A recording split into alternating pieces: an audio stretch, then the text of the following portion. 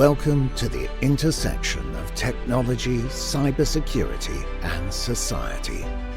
Welcome to ITSP Magazine. Knowledge is power, now more than ever.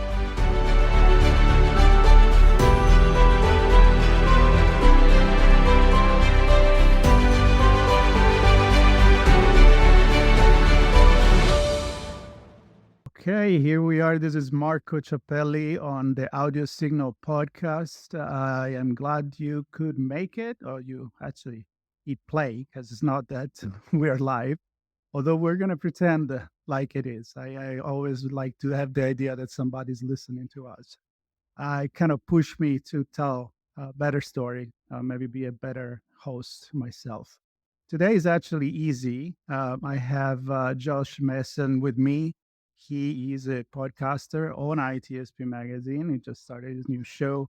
And I thought, why not using the Audio Signals podcast where I tell stories about stories and storytellers that are behind the story, why they do what they do, and use it to introduce our new host. And I hope you guys enjoy it. And I'm going to go ahead for you watching the video. You already see him. He's sitting in a car comfortably, I think, outside of a coffee shop. And we'll pretend like we're just sitting in a coffee shop and having this conversation. So, Josh, glad you made it. Glad to be here. Yeah, it's surprising how many meetings I've been taking recently from the car. I know you're going through some kind of an adventure, and that makes the story maybe even more interesting. So maybe we'll talk about that too. But first of all, thank you for stopping by literally with your car. And I'm sitting here in the office comfortably, but sharing a virtual coffee with you. So why don't we just start with those that don't know who you are, who is Josh, and then we can dive into what kind of story you're telling or you're planning to tell with your podcast. Yeah, excellent. So Josh Mason, I used to be a C-130 pilot in the U.S. Air Force. I flew for quite a while and then switched over into cyber warfare, helped run the first Special Operations Communication Squadron. We handled all the local IT for Hurlburt Field, about 7,000 endpoints. And from there, truth be told, it was a lot of staff meetings, and I was a little bored. I had the itch to teach and got the opportunity to teach at the Special Operations School, where I taught Introduction to Special Operations. I got to interview and introduce a lot of really interesting folks, Green Berets, Navy SEALs, Parajump Troopers, so that our other people who were on the base who were kind of new to special operations, they, didn't go through a special program. They just got assigned to this great place near Destin, Florida. And for them to understand who else was going to be on the base and who else they'd be supporting.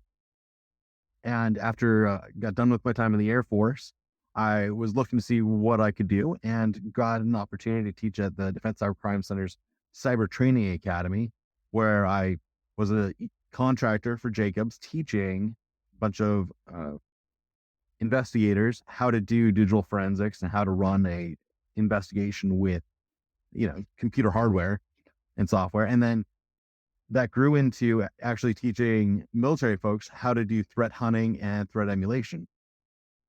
Started meeting some folks and made a connection with Neil Bridges and Jack Reedy, and they were doing some neat stuff at INE.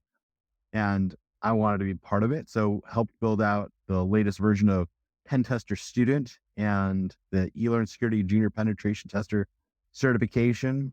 Pulled in Alexi Ahmed to work on that, and that was awesome. We got it going, and it's really neat. And then saw an opportunity to jump into sales, which I was told it was a lot like teaching. Now you've got a solution that you're trying to get people to understand, and it was a lot of fun. Work for a great company, SimSpace. And there's this whole thing where when you're in the military for so long, you're used to doing a bunch of different jobs. And when people get out, we tend to be like, okay, what are we going to do now that we're grown up? And so I've bounced around a little bit, and I've done consulting for about the past 8 months, working with Nuvik Solutions and now on my own. working with pen testers and doing some risk management and doing a lot of training consulting as well. So that's what I'm doing with Mason SC currently. There's some other things on the horizon, some events coming up, but a lot of that came down to kind of what we're doing with the podcast. My background while I was a pilot was my first job when you become a co-pilot, because there's always additional jobs in the Air Force. You're a pilot, but then you also work in an office for the other 36 hours of the week.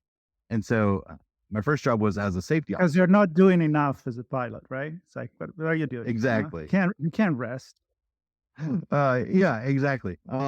Because it's a weird system the Air Force has, where you do your own scheduling, you manage your own training, someone's running all the HR stuff, and that person is another pilot who didn't go through any real special training. They're just stuck around long enough. It's a really interesting setup the Air Force has. So we all start thinking in that same mindset and start training from it. From the time you're a lieutenant, thinking about, okay, if I was a squadron commander, how would I be doing all this? So it's neat, and it's helped me. Along the way, I grabbed an MBA, and that helped me understand a lot more about how organizations work, all the other different pieces that go into it. And that idea of being a safety officer and what the Air Force does is every single flight, you're not, okay, that was good, go home, do it again the next day. No, there's a briefing and a debriefing for every single flight, no matter if it's a 30-minute, like we just take off and we go land somewhere, call it a day. You still do a debrief. How did we prep for it? Was there anything that went weird? Is there anything that we messed up on that we should study for or practice or look out for in the future? Every single flight has a briefing and a debriefing. And for fighter pilots, they could do an hour flight and a 3-hour debrief. And that's a pretty regular thing. I flew cargo planes, so we do like a 5-hour flight and a 1-hour debrief, but it was still an intense debrief. They just, those guys, everything that they're doing is life or death. Now, let me stop you for a second, because I feel like, this is not the Redefining Society or Redefining Cybersecurity podcast. So a lot of the people that may be listening now, they may not be as familiar with cybersecurity as we are. Sure. But I think that a lot of people can see the connection between being a former pilot, a military career, no matter what, and the connection with cybersecurity, because a lot of people feel like this is is a threat management, is a cyber risk operation that may be, sure, for a social engineering happening in a small, medium-sized business, but it could also be in the government or in large organizations. So that connection for many people may be there. And the way that you're talking about the briefing doesn't matter how the flight is easy, short, or long. I think it's the mindset that you would hope everybody in cybersecurity or security in general will have. So you avoid eventually problem by learning even the little details. So am I correct making this assumption that the way your brain is wired is it's perfect for this career? Yes, that's exactly how I think about it. Because I got introduced to the OODA loop, the John Boyd's observe, orient, decide, and act. He was a fighter pilot in the Air Force, and then a contractor and a writer and speaker for years. And he wrote a paper, a series of papers, and a series of briefings, even as a contractor, on how we can speed up our decision cycle in order to become, he was a fighter pilot, so in order to become more lethal. And in the dogfight, the one with a faster decision-making cycle, who goes through the OODA loop faster, is going to succeed. And you can then, why it's loops and life cycles, I learned that from an early point. This then brief, fly, debrief, brief, fly, debrief cycle. And then you start getting into like NIST and agile and what we do in cyber and in development of doing a thing, learn from it, do it again better. and that continuous deployment, continuous innovation, continuous integration cycle, I was like, this is what I've been doing. This is, I think, what everyone ends up doing. We just sometimes don't notice it. OODA loop wasn't this is what you should do. It was, this is a cycle everyone goes through. You see a thing, you have everything that's inside of you that then orients to what you're seeing. We recognize patterns. We've got heuristics that we've either trained ourselves on or we've just learned from life.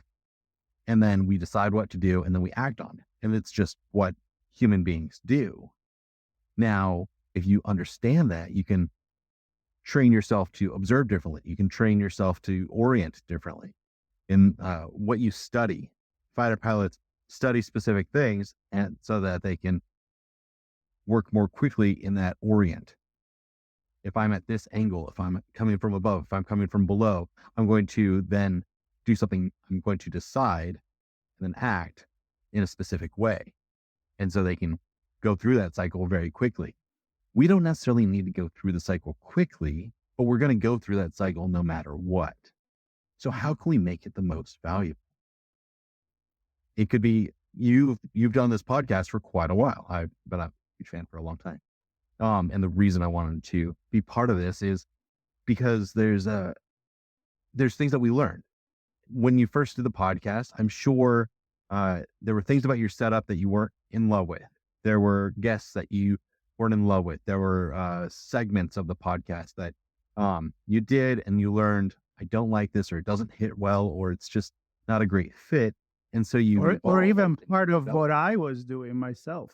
Like there was part of me that I wasn't liking, but by watching and talking about the briefing, rewatching, editing myself at the beginning, I was like, whoa, what the hell I'm doing here? Wrong. And you kind of think and you become better. So it makes sense, this debriefing thing, and you can't just record and then forget about it, which, when you're a guest, you could, but you're not learning if you don't listen back to what you did, right? Precisely. I was building out a course for a client while I was at Nuvik, and they were focused on engineering excellence. One of the things that they wanted to teach, it was for a consulting company, we were subcontracting.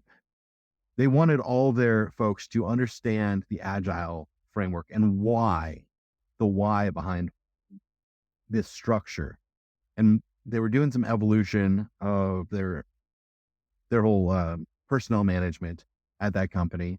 They wanted to put things in place and some procedures in place.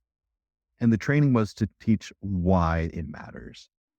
And really I also did a talk where I introduced this concept at Hack SpaceCon, and some of the feedback I got back and what I also saw in the feedback and the preparation for that course was, this is a great idea. How do we get it started? How do we begin? And how do we make this part of just what we do? And I had to sit back and think, the Air Force that I knew, this was a standard thing. This is just what everyone did. But at that point, the Air Force was almost 50 years old. And it's built off of what the Army had been doing, and like the military decision-making cycle has been going on for a long time and been written about thousands of times now. And so it was, okay, how do you get there? How do you get to that point? How do you create a environment where we're starting to ask these questions actively, trying to, not just taking it organically, which might have been the case when you were starting up the ITSP Magazine. You started with a thing, you tried it, it worked or it didn't work, and you moved from there. And that's the organic way. You can speed that up by being thoughtful, similar to once you understand the OODA loop and the pieces of parts that go into that, you can work on making that cycle go a lot faster. So we can improve on this, and we have technologies improved, cybersecurity has improved, organizations that last, they go through this. There's many, many business books about how to go, I think Good to Great is a good one. This isn't new, but it is one of those things where you have to put in the effort if you want to do it purposefully and quickly and effectively. So it's seeing all that and processing it. I went, we need to be talking about this. It Right. doesn't become a normal thing where everyone can do it and we can just improve faster unless we start talking about it and socializing the idea. That's Yeah. when I And went, so I agree. wow, I wonder Yeah. if Yeah. Sean and Marco would be interested in this. Yeah, and we sure aware. It is really the connection with society, right? People hear me to say this all the time, but the soft skill now there shouldn't be called soft anymore. It's about organization, it's about sociology, it's about social engineering, it's about ethics in AI. We never talk about philosophy as much as we've been doing now in the public conversation or newspaper or anything. So uh, the fact that you connected all of this, you presented to us, I was like, yeah, that sounds good, because maybe we do it, but if we realize we do it, we can improve. And we go back to that, maybe that briefing part. So let's talk about this show. So you had this vision, you already have a couple of episodes out. So, people, you can go on Loops and Lifecycle podcast and you can listen to it. And but I want to hear kind of like your experience maybe with this first two. And I know you've done training, you've done a lot, and everything. The reason why I love audio signal is that it's based on storytelling. Is for me, everything is storytelling. Right now, we're talking. Even when you go outside, you're telling your own story to people that see you, unless you're on your own. But maybe you're telling a story to yourself. So who knows, right? So Yeah. your first experience and your vision for the Loops and Life Cycle. Yeah. So there were some folks that I have been talking to recently that kind of triggered where I wanted to go with this.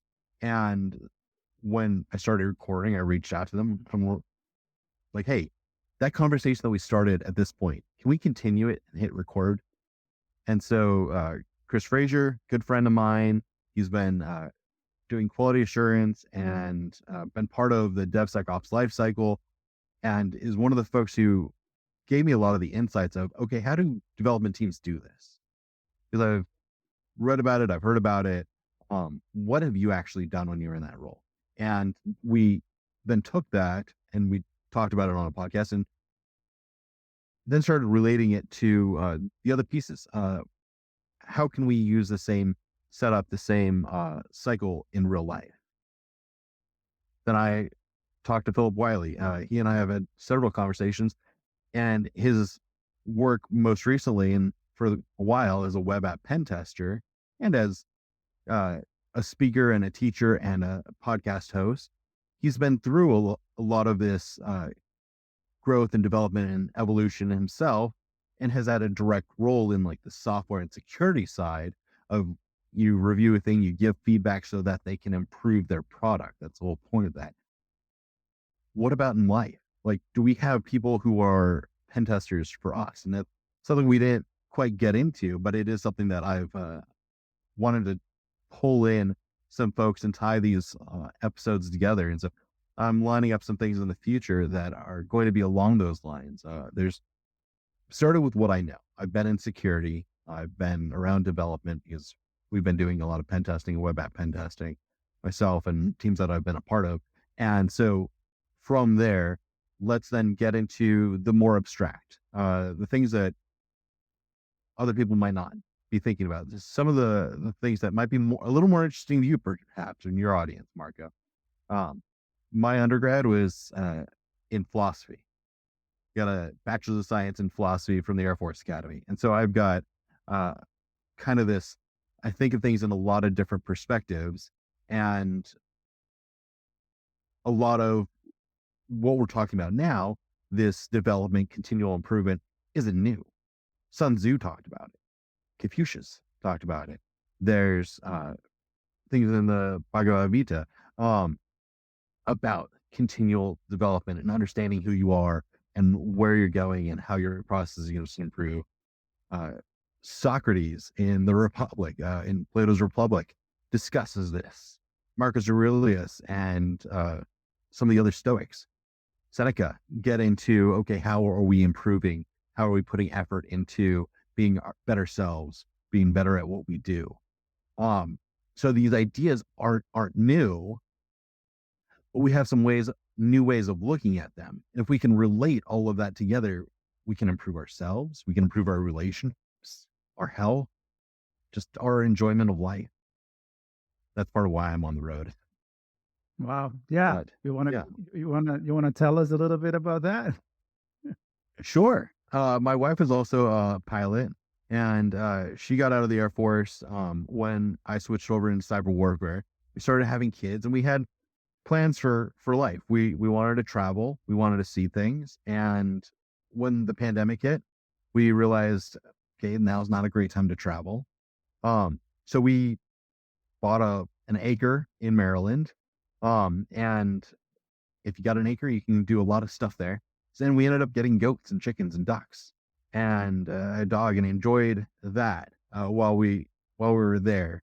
And the kids made a lot of friends. It's actually my oldest daughter's ninth house. She just turned 8. So Wow. coming from the Air Force, we moved a lot. So being in a place for a while like that was nice to meet friends, get into different programs. But then we got the itch. It's like, we've been here for a while.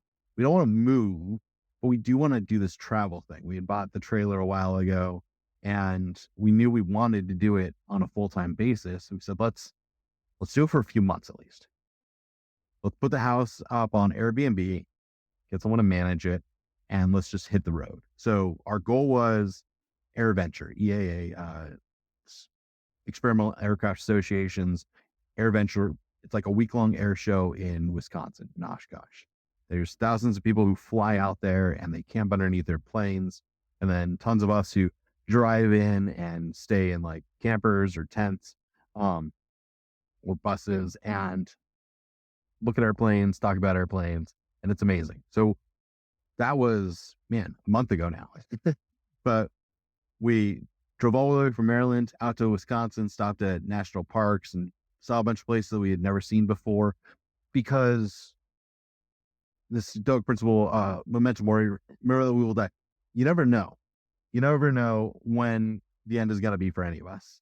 And if we say, well, we'll do it when the kids are grown, or we'll do it when we've got more time, or we'll do it whenever, who knows when it's going to happen.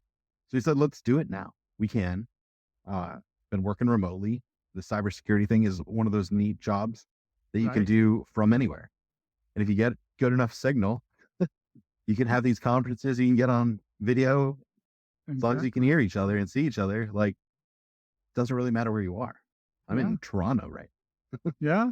And this is a huge lesson. I wanted you to kind of mention this, because we were talking before start recording, and I feel like it's talking about loops, life cycle, DevOps. A lot of people right now may think like, this is complicated. I'm not, but this is what you then apply to life.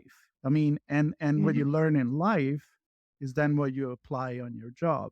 So everything is connected in the end. And I love the fact that, again, another thing that people need to know is that not everybody, actually, a lot of people I know in cybersecurity, they do come from history major, philosophy. Many are former military pilots or military personnel, but that there is an entire community that it's very colorful, very variegated, and I know that you're very involved with the community as well, and that's one of the things that was really meaningful for us to bring you with what we call the family of hosts, because I feel like we're all somehow connected with the community, and that touch maybe on that, like I know that the show is not just for the C-level or the people that are already expert. You're doing this to also facilitate people to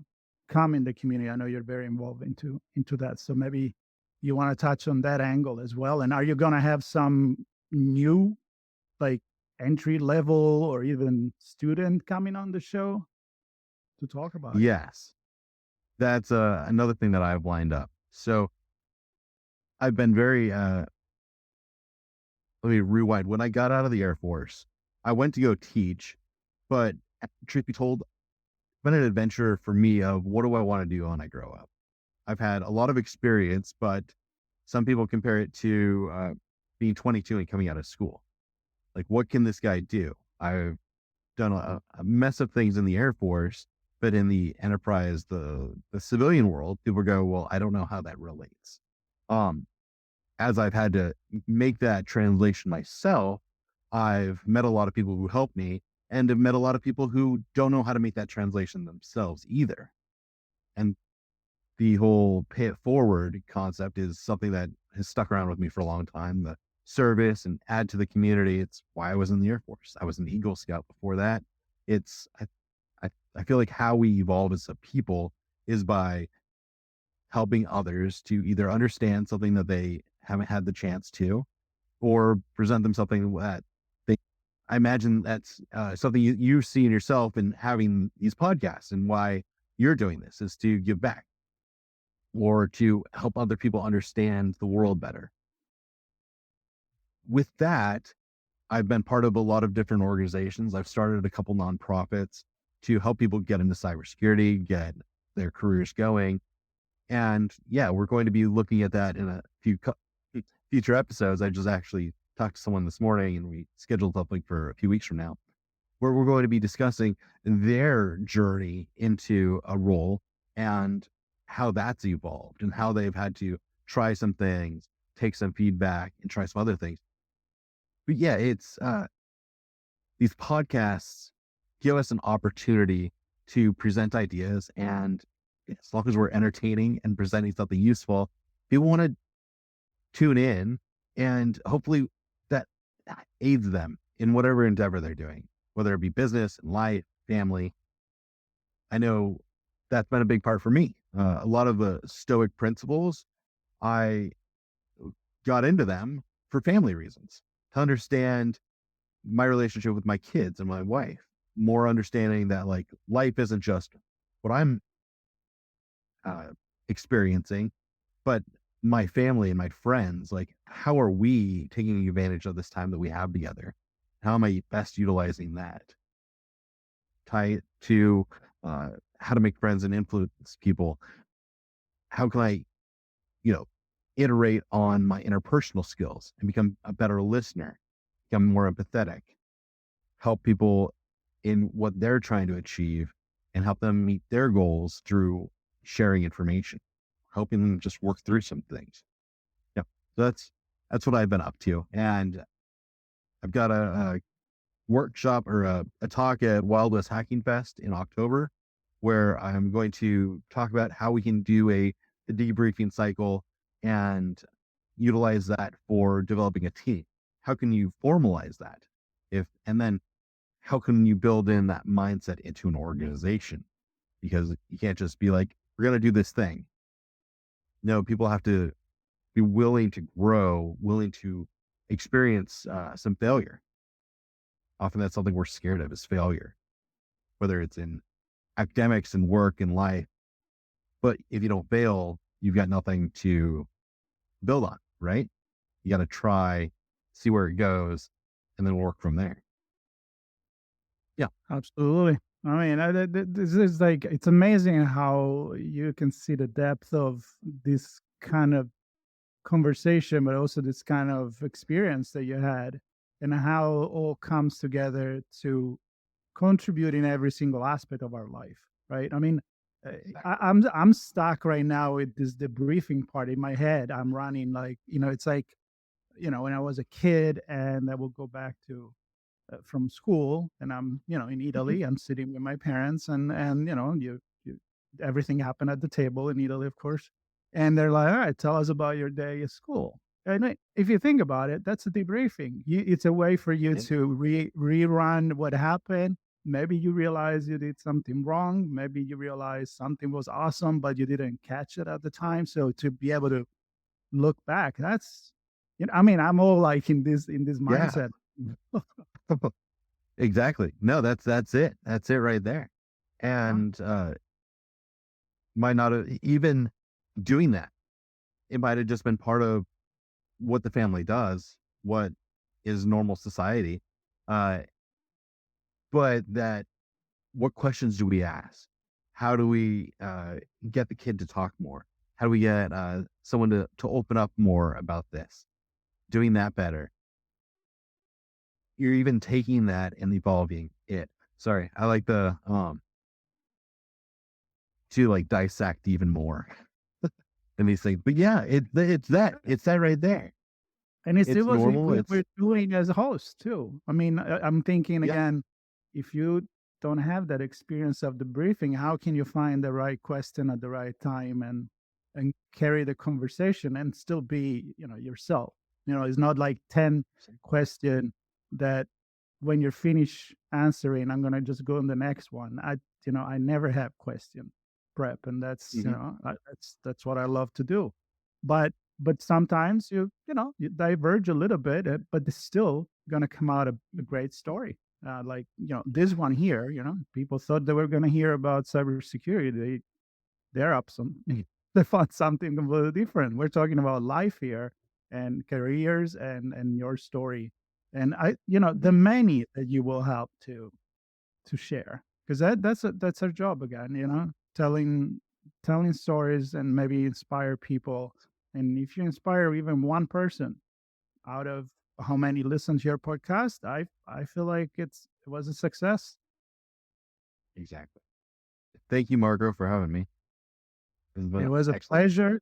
It was a pleasure. I'm excited to invite people to listen to your podcast, to get the opportunity to meet you in a very candid conversation, done in the car as you travel with your kids, which, I think is a brilliant idea, and it's always the right time to do it.